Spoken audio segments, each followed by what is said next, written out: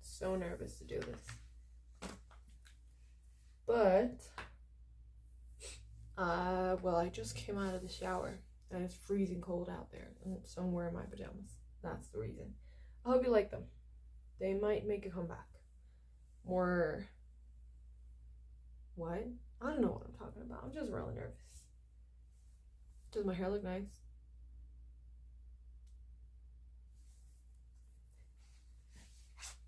Anyway, I hope I actually get to upload this video because I tried this last year. Of recording videos, just however they turned out, and just upload them, you know, like YOLO. Does anybody even say YOLO anymore? I don't think anybody says YOLO anymore. But I tried doing this last year, and I recorded like 3 videos and I never uploaded them because I was scared. And that is what brings me to today's topic. Today's topic, I don't know, but I really wanted to talk about it. I really wanted to talk about a fear of being perceived. It's not even fear of being seen anymore. It's being perceived, like in any way. If anybody will hear me talking, even if I'm like, imagine I'm in the same person. Imagine I'm in the same room with a group of people, but I am putting myself in the corner so they don't see me, they don't perceive me. And then one of them hears my voice and they're like, oh, it's him. It's Son. Let's go say hi to him. I'll become paralyzed, you know, because I'm like, no, don't perceive me. Don't see me. Don't notice my existence, please. And to be honest, I have no idea where that fear came from. Because I remember when I was a little kid, I would love for people to see me. I was a drama kid. I was a performer since I was very young. So I always loved, I don't know, and like, not to brag, but I'm pretty sure people loved me too. And I'm starting to get into that sort of activities more again. I'm starting to get into them again. But it is very scary. And I don't know where that fear came from. I was a very, very bold child. I insist, people loved me. Like, I remember just walking down the street with my family, whatever. And people would stop us. They would be like, can I take a picture with a child? Or like, can I take a picture of him? Which, in hindsight, is a little bit creepy. But, yeah. I loved putting on a show, and I loved to have people being there to watch the show. I loved to have people interested in the show, in whatever it is that I was doing. And call that a born performer, or call it a neglected child, call it whatever you want. I just loved the attention. And I still do, if I'm being very honest. But something changed from then to now where I kind of can't stand the attention, and I'm pretty sure it has happened to a lot of people because I've seen it online a lot. Oh, someone's calling.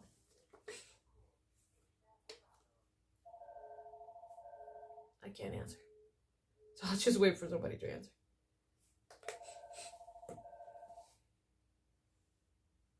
Look at that, it's almost perfect. Is nobody gonna answer?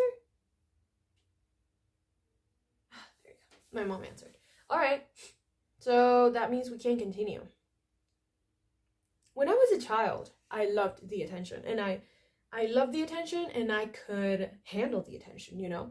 It's like I asked the universe, I want to be seen, gave me the attention, and I knew how to receive it, you know? I was like, all right, I got it from you, thank you. You got people to see me, now I'm gonna keep them watching, you know? Oh my god, I look like a mess. I promise I just got out of the shower. Kind of looks like I didn't, because I don't know what to do with my hair. I never do. But yeah, whatever. See, even now, like, I'm scared of being seen by my own camera. I don't know. It's a weird feeling. I don't know how to describe it. But yeah, I was so comfortable with the attention back then. And right now, I'm getting better. I'm definitely getting better. But this past year and almost the entirety of 2023 were very, very hard times for me, because I could not stand people noticing me, you know, like it would get to a point where I'd say I was scared of people noticing me and being actually seen by others. It got to a point where I've rejected several opportunities because, okay, let me try to put some order in here.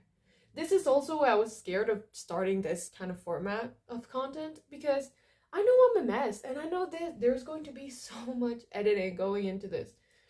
And I always fear editing because I'm like, but what if I leave a point out? Or what if I don't make sense? You know, what if I edit the sense out of it unintentionally? But yeah, whatever. I'm doing this and I'm posting this with barely any editing because I think editing is pushing me away from actually posting the videos. But yes, I digressed. Let me go back to the point. I've been saying this like 3 times already. Anyway, when I started growing up, not even started, I was like 15. I remember when I first got scared of the stage. It was the first time in my life that I got stage fright. And I'm telling you, I've been singing, I've been dancing, I've been performing since I was 7, probably. And for the first time in 8 years, I got stage fright. I could not do an audition. I had to audition for Hercules, and we had to dance, we had to show off. And I was feeling pretty confident. You know, I knew my lines, I knew the song. But when it came the moment to actually do it, the teacher was like, well, get off of that chair, you know, because we were standing on a chair and we had to, like, get off of it in a nice way. I couldn't do it. She was like, well, do your performance, do your audition. And I froze. I was like, no, I can't. I couldn't even say no. I just stood there and I shook my head like, I tell you, I was terrified. I was petrified. I could not move. And I could tell she was just as impressed as I was, because that had never, ever happened to me. Any role, any new thing that I wanted to try, I did it. With no, with no fear, with no fear of failure, with no, oh my God, but what if I don't progress? What if I don't get the role? I did not care about that. Everything I wanted to do was give it a try and see how it went. But that day, I was so scared of people seeing, of people watching my audition, of my teacher watching, of my classmates watching, which wasn't even something new. Like, I had done that maybe 3 times with the same set of people. But I don't know where the sudden fear came from. And it kind of stayed. I guess I went through some trauma around those times.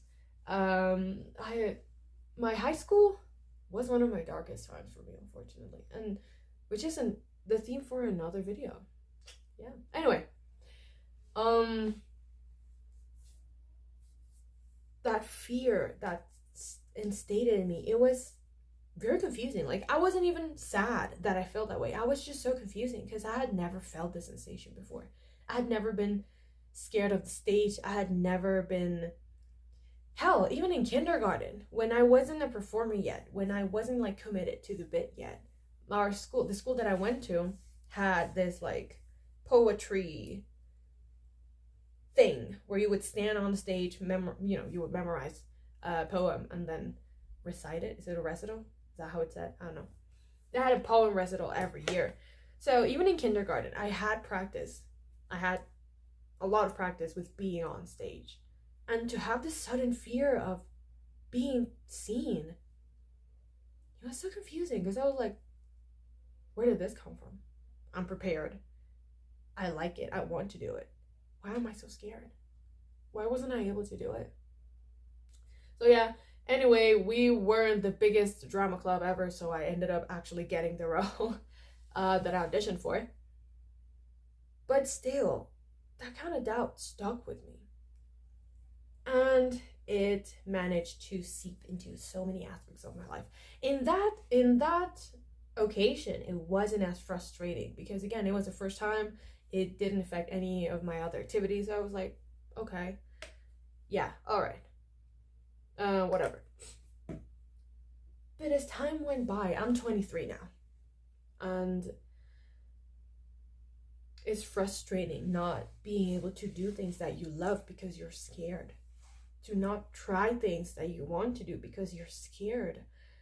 And it's not, again, it's not even the fear of being seen anymore, because like I could do a podcast, I could like just record my voice, or I could make it with an AI voice, I could write the script and make the thing speak for me. But no, I think it has developed into something much stronger than me even. And it's this fear of being perceived. Like, it's so weird and it's terrible because I am a loner. Like, I tend to isolate myself whenever things happen. And I am very sensitive with my friends in a matter of, which is a topic for another video, but I have been struggling with thinking I am just that forgettable. You know, like, do I not make that much of an impression? Do I not take up that much space in my people's lives that whenever I isolate, they don't notice a difference? Do I not take enough space in their life for them to notice? You know? And it is very frustrating because I don't like being perceived. So I don't like taking up space. So when the consequences of not taking up space show up, I'm like, oh man, like, why is this happening? You know? So this is going to be my first video. It is going to be all over the place, but it is the first step in that direction. I'm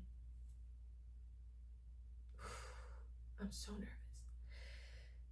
Anyway, coming back.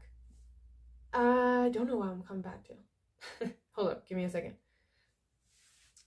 So yes, the point is, the fear progressed into something so much stronger than me.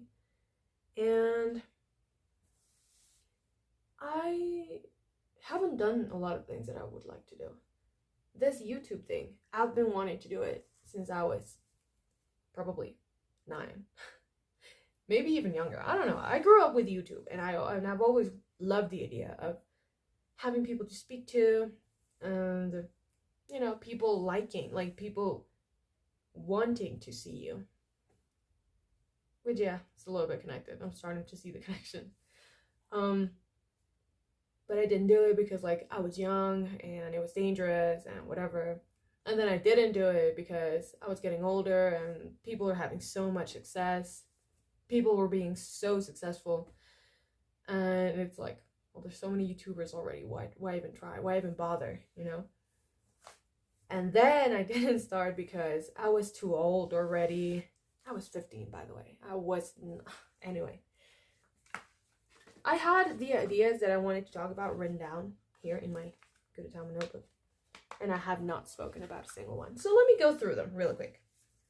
So fear of being discovered. I've wanted to start a YouTube channel since I was like 9.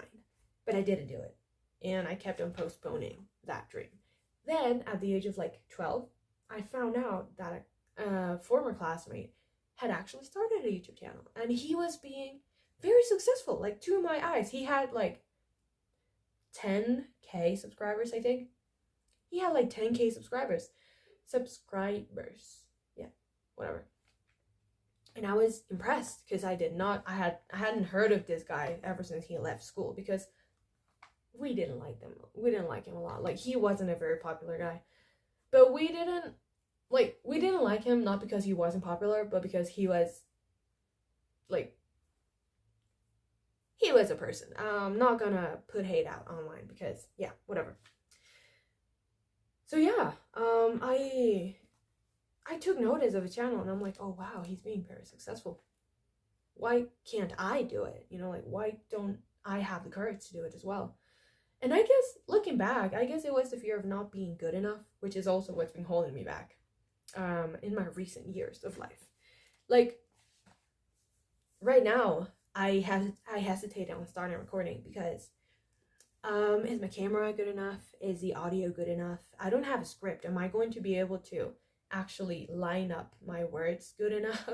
You know, is it gonna make sense? Is it gonna be too long? Is it gonna be too short? Is it gonna be interesting enough to have people keep watching until the very end? I don't know. And that uncertainness was what was keeping me back. But now that I'm talking about it, like it's that same I don't know that could push me, you know, like what if it is? What if it is good enough? What if people keep watching? Like what if people actually like me? Which brings me back to what I was talking about before I first let me check. Is this still recording? Yes, it is. Amazing. Which brings me back to I've been so scared of people not liking me that I forgot that people like me. Like, okay, I had that fear of being perceived, and it was so perseverant that I wasn't moving towards my goals. I was not moving towards my dreams. And there's only so much time you can stay in a place that you don't like before it starts consuming you, before it starts physically harming you. And I know, because I've been here for years. And there's only so long. It's like I don't know, when you hold something that's kind of hot, but you can still hold on to it, you know. You can only hold on to it for so long before it actually starts burning you.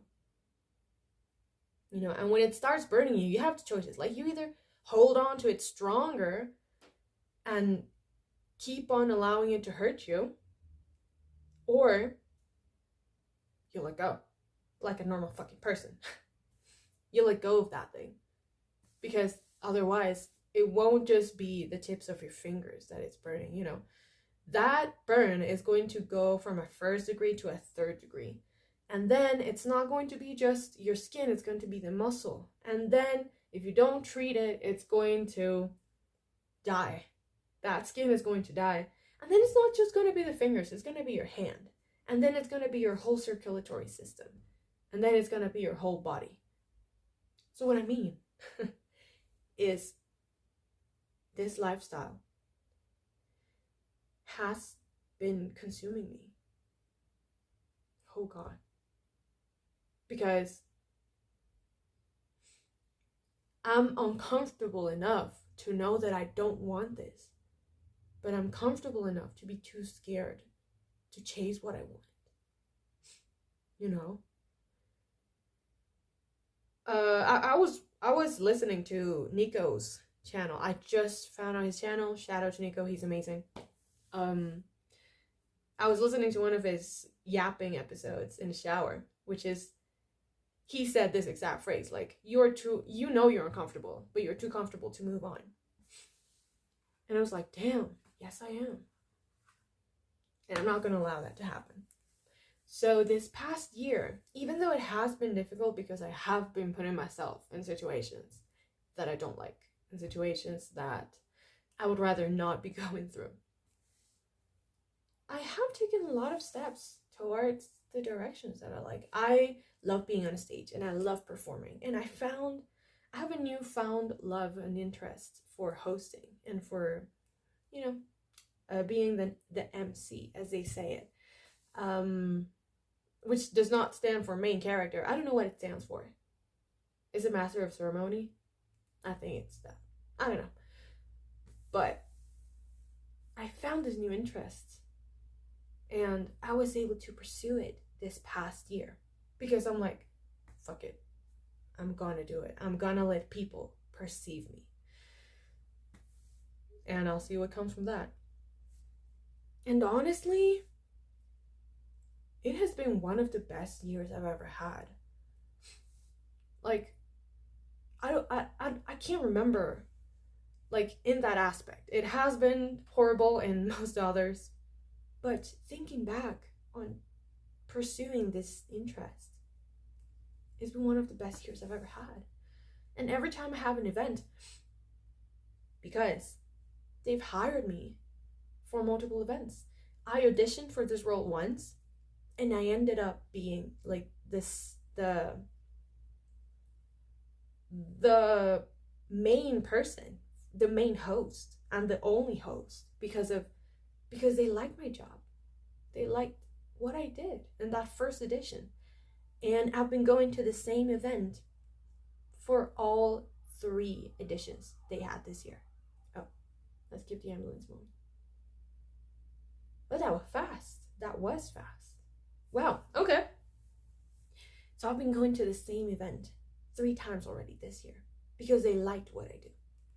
And in every event, I keep on making new friends. I keep on seeing people that keep on coming back because they like me. You know? They liked what I did the first time, and they had so much fun that they said, wow, I'm gonna keep on going to this event because it's amazing. And not that the event is not fun. They just tell me, your presence, your voice, the way you carry the event, the way you carry yourself is a plus. And it made us have so much fun. And every time people tell me that, it's like, I want to cry actually. It lets me know, it's a reminder of just how much talent I have, but that I'm not using, that I'm not putting into use. And it also frustrates me a lot. But yeah, I have this friend, I do dance cover. Give me 1 second. I do dance cover, in case you guys don't know what that is. It's basically K-pop dance. Yeah, it's basically K-pop dance. And I made a friend who also jumped, she did a leap of faith, into organizing her first dance cover contest. And like, as soon as she made up her mind, she contacted me and she said, I want you to be the MC for my first edition because I know you're gonna do it well. I like what you do and I want you to be there. And I thought, wow, thank you. That was like 2 or 3 months ago. The event was last Sunday, which is 2 days ago. And when I tell you, I was nervous. I was a nerve wrack because even though I had done it in the past, I've been to this event 3 times, but it was my first ever contest, and it's like a different way of doing it. And I was so nervous. I did it. I did the event. I briefly studied what I wanted to say. I had come up with some phrases. And the thing with my hosting is I get carried away a lot and I start joking around a lot. And I start goofing around a lot. So I was scared that I said, oh, this is a contest. It's more serious than this other event. So I got carried away and I came back and then it was like a flow. And the thing is, at the end, my friend, she started not hosting, but she said a couple words directing the public, and it was so different than what I had done for the entire event. And I thought, well, I fucked up and I just found out. So I was like, no, I was a little bit mortified. But I was like, I did it. I did my job and it's done. So when I went out to greet people, to congratulate the winners, a lot of people came up to me, and they're like, oh, you did a fantastic job. I loved what you did. It was amazing. And I said, thank you. Because I keep on doubting myself. And that's the thing. I keep on doubting myself and my work. And so you never know how other people perceive you. And to know that they perceived my job in such a positive light was very empowering, actually. I love to hear it.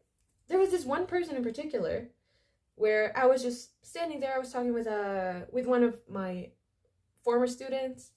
We were chatting, and this one lady comes up. She was younger, I feel like lady sounds like an older person. Anyway, this person came up to me and she said, "Hi, I just wanted to congratulate you because you did such a nice job." And I remember she said, "Even if the event was the most horrible, awfulest," which it wasn't, "but even if it was the most boring event on earth, the way you did it, it wouldn't have been the most boringest event ever. You would have made it fun. Thank you for that." And I said, "Okay, first, no warning. Second, thank you." And it's funny because it's like every time I doubt myself, the universe conspires to bring someone in and tell me, no, everything you're thinking about, discard it. Out of the window, okay? Through the door. It does not serve you. So, it's really helped me open my eyes and make me want to face this challenge. I know YouTube, I know there's a lot of people who make it. There's a lot of people who don't. But it's like, if somebody's got to be a nice YouTuber, and if somebody's gonna do it, might as well be me, you know? I might as well give it a try. So, this video might have been a hot mess, but I hope you guys enjoyed it. I am going to go through this one, because I did mention a lot of ideas for future videos that I had, but I had lost it somewhere in my mind. So I found them while talking in this video. I hope you guys liked it. I hope you guys like this format, and I hope you stick around. I would love to go through this journey together along with you. And I think that's it. My name is Sun. Nice to meet you. And I guess that's it. I don't really know how to do outros. Bye-bye.